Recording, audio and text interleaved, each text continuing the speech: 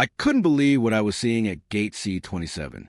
My 12-year-old son, Ethan, was sitting on the floor playing with his toy plane while we waited for our delayed flight home, when this woman, mid-50s, perfect blonde bob, designer carry-on, strode right up to him, snatched his prosthetic arm off, and waved it around like a trophy. She actually laughed, loud and cruel, saying, "Look, everyone, I got an upgrade for the armrest war." The entire gate went dead silent. Ethan's face turned bright red, tears instantly welling, and my heart stopped. I froze for a split second, thinking this had to be some sick nightmare. But no, she was still swinging it around, telling onlookers it was just a prank, while my little boy sat stunned, one empty sleeve dangling. I'm a single mom. Ethan lost his left arm below the elbow in a car accident 3 years ago. That prosthetic isn't just a tool. It's custom-made, costs more than most cars, and more importantly, it's part of him. He's still adjusting at school, still sensitive when people stare. We'd spent the whole vacation making sure he felt confident and normal, even excited about flying again after crash. And now this stranger had just stolen a piece of him for laughs. My blood boiled the moment the initial shock faded. I stood, voice trembling with rage, demanding she give it back immediately. She rolled her eyes, smirked, and said, "Relax. It's detachable, isn't it? Lighten up, snowflake." The crowd murmured, phones emerging, but she didn't care. She paraded it like she was a star of the terminal. Ethan whispered, "Mom." A broken little voice that tore me apart. I stepped closer, forcing calm for his sake, though inside I was ready to explode. Then she dangled the arm just out of reach, teasing, "Come on, jump for it." That's when a flight attendant noticed a commotion and hurried over. People gasped. Someone yelled, "That's a child's arm, lady." She scoffed, saying, "Kids these days are too soft. Everyone needs thicker skin." I reached for it, and she yanked it away, almost hitting Ethan in the face with his own prosthetic. His expression, humiliation mixed with hurt, lit something feral inside me. I warned her that if she didn't hand it over immediately, security would make her regret it. She laughed louder, claiming she was teaching him a lesson about leaving belongings around. That's when everything escalated faster. A big guy in a Marine's hoodie stood up, voice booming, demanding she return it. More passengers closed in, forming a half circle. The flight attendant was on the phone, moving quickly toward us. Security was still on the phone, calling for gate agents and backup. Karen, because that's exactly who she was, finally looked nervous, clutching the prosthetic tighter against her chest like it was hers. She muttered about overreactions, insisted it was just a joke, that we couldn't take one. Ethan quietly cried, burying his face in his one good hand, and I'd never felt so helpless and furious at the same time. The gate agent arrived, took in the scene, and immediately ordered her to return the arm. She flat out refused, saying she'd hand it over only after everyone calmed down, and apologized for threatening her. Half the gate was now filming, voices rising, calling her disgusting. The Marine from earlier stepped forward again, and she shrieked, claiming he was assaulting her just by standing close. Security was slow. Holiday crowds, understaffed, but the crew had formed a line blocking any attempt to flee. She tried deflecting, saying Ethan shouldn't wear prosthetics if he didn't want attention, claiming we were raising a generation of victims. Every word crawled under my skin. I just wanted my son's arm back, so I could hold him and remove him from this monster. Then she did something that made my stomach drop. She attempted to shove the prosthetic into her oversized purse. That's when the head flight attendant physically grabbed her wrist. "Ma'am, you're not going anywhere with that." The gate erupted. The head flight attendant, Maria, had Karen's wrist firmly gripped, and panic flashed across Karen's face for the first time. She tried to jerk away, screaming about assault and lawsuits, but Maria didn't budge. "Ma'am, this belongs to the child. Hand it over now." The prosthetic was still half buried in that ridiculous designer bag, carbon fiber fingers poking out like a horror movie prop. Ethan shook beside me, whispering, "I want to go home." Over and over, I pulled him close with one arm, staring daggers at the woman who thought humiliating a disabled kid was comedy gold. Karen instantly switched tactics. Sugary, Fake sweet voice aimed at everyone. Okay, calm down. I was only playing. Here, take your little toy back. She yanked the arm out and thrust it toward me, but when I reached, she pulled it back with a smirk. Say please first. The crowd groaned. A teenage girl started live streaming, narrating loudly. Y'all, this lady just stole a kid's prosthetic arm at the airport and won't give it back. Phones were everywhere, dozens pointing at her. Realizing the video evidence was stacking up, Karen went full victim mode. She yelled we were bullying her, claimed anxiety, blamed people like us for a divided world, and pulled the "do you know who I am?" card, citing a powerful husband who could sue the gate into oblivion. Maria wasn't having it. She signaled the other crew, 2 more attendants forming a human wall. So Karen couldn't bolt toward the jet bridge. Security had been called 5 minutes ago, but holiday crowds slowed them down.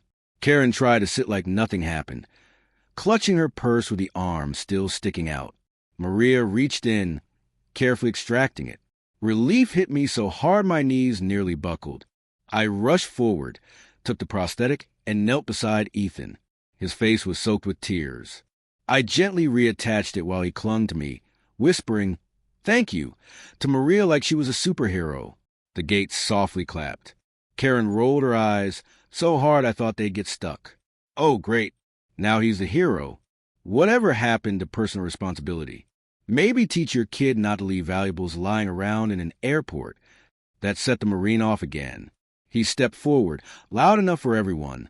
"Ma'am," that's his arm. Not a phone, not a wallet. His body. Karen opened her mouth, but nothing came out. Passengers joined in, calling her disgusting, suggesting she be banned from flying for life. The energy shifted completely. What began as awkward silence had turned into open hostility. She stood abruptly, grabbed her carry-on, and tried to push past the crew toward the exit. Maria blocked her path. "Ma'am, airport security and police are on their way. You're not leaving until they speak with you." Her face went white.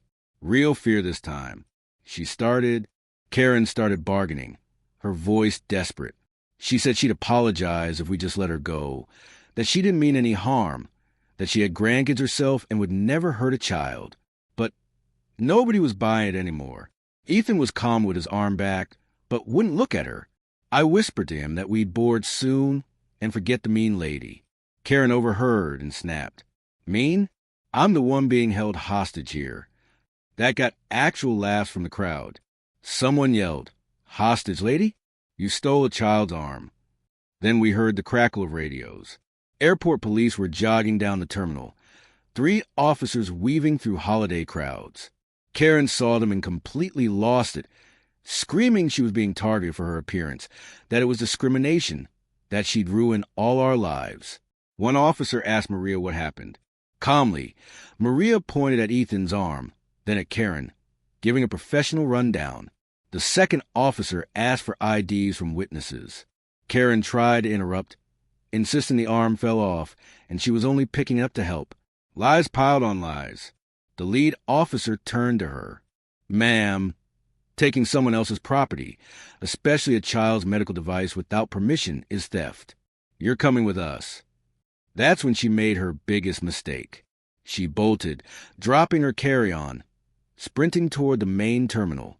The third officer caught her in 5 steps, guiding her arms behind her back as she shrieked about police brutality. The entire gate watched, stunned, as they cuffed her in front of the departure board. Ethan buried his face at my side, but I couldn't look away. This woman, who humiliated my son for sport, was finally facing consequences. The officers marched her away, her screams echoing down the terminal about lawsuits and owning the airline by Christmas. The gate slowly settled. Strangers came up to Ethan and me, offering kind words, snacks, even a first-class upgrade voucher from a man whose wife was a prosthetist. The whole thing made him sick. Ethan managed a small smile when a little girl gave him her stuffed bear for bravery. Maria knelt down and told him he handled that better than most adults ever could. For the first time since it started, I felt we could breathe again. We finally boarded an hour later. I thought it was over. Just a horrible story we'd tell someday, when the pain faded. But as we settled in, Maria slipped into the seat behind us and quietly said, "Ma'am, there's something you need to know before we take off." My stomach dropped. She explained that after the police took Karen away, they ran her ID. Her real name wasn't even Karen. It was Deborah. Same last name as the drunk driver who caused our accident 3 years ago. The one who walked away while my son lost his arm, and I lost my husband. I sat frozen, staring at Maria, hoping it was a coincidence. It wasn't. Police confirmed that Deborah had recognized Ethan immediately, had followed the crash news, even attended the sentencing hearing to support her brother, the driver. She told officers she saw us at the gate and thought it would be funny to torment the poor little victim family one last time. Her words, not mine. She wanted to prove we were milking the tragedy, that Ethan didn't need the arm, that we were attention seekers. It wasn't random cruelty. It was calculated, twisted revenge. I started shaking as Ethan slept against my shoulder, exhausted from crying. Maria said the police asked if we wanted to press additional charges. Hate crime enhancement was on the table due to the targeted nature. Deborah already faced theft, disorderly conduct, and child endangerment.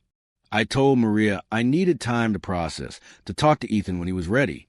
She squeezed my hand and said the entire crew supported us. When we landed, the airline had emailed full refunds, lifetime lounge access, and a direct line to sue Deborah civilly if we chose. They'd quietly terminated her brother's plea deal support.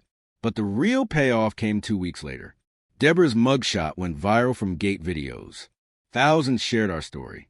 Donations poured in for Ethan's next prosthetic upgrade, a custom one with features he'd always wanted but we couldn't afford. Strangers sent letters telling him he was their hero. Ethan no longer flinches when people glance at his arm. He told his class about the mean lady who got her lesson, and now kids line up to high-five his carbon fiber hand because it's the coolest. That day at Gate C27 broke something in us, but also healed something bigger. Deborah wanted to humiliate us one last time. Instead, she handed my son the confidence she tried to steal and reminded me that good people still outnumber the cruel ones. If you enjoyed this story, hit that subscribe button. Every single subscription motivates me to bring more dramatic and exciting HOA stories. Don't forget to tap the bell icon so you never miss a new upload. I'll see you in the next story, where justice gets even more satisfying.